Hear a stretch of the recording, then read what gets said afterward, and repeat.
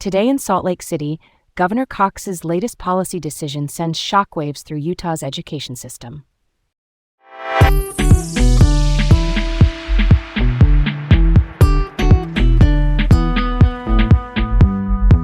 Hey there, Salt Lake City listeners.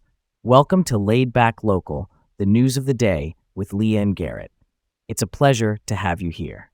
Hey everyone, I'm Leah, your co-host, here to navigate through today's top local stories with my buddy Garrett.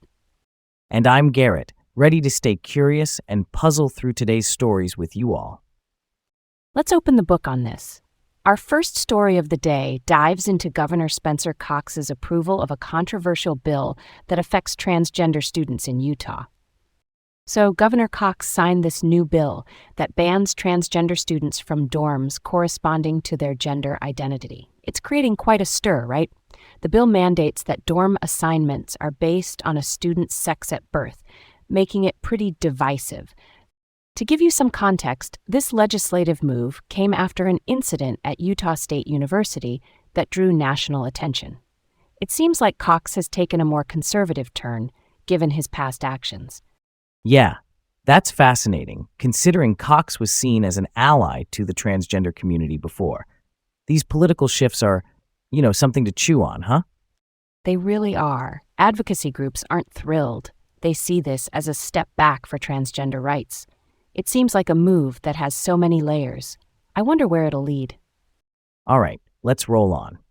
Now let's talk about the University of Utah facing a potentially massive funding cut due to federal policy changes. It's like a $43.5 million cut. Can you believe that?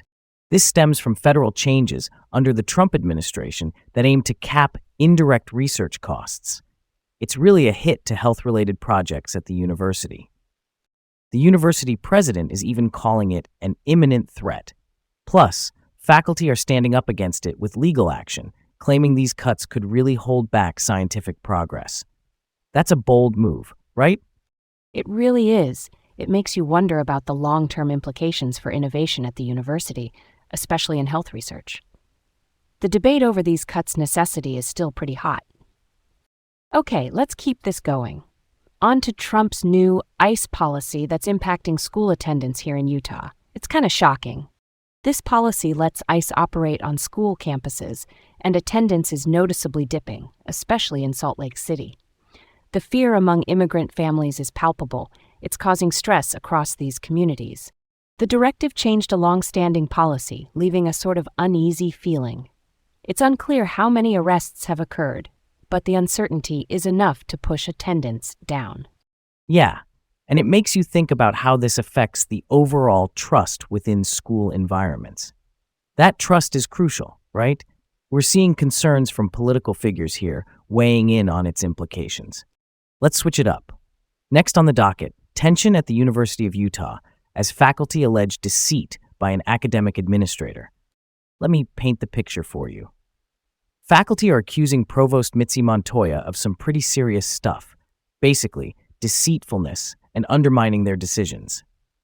President Taylor Randall jumped in, claiming the faculty overstepped legal bounds.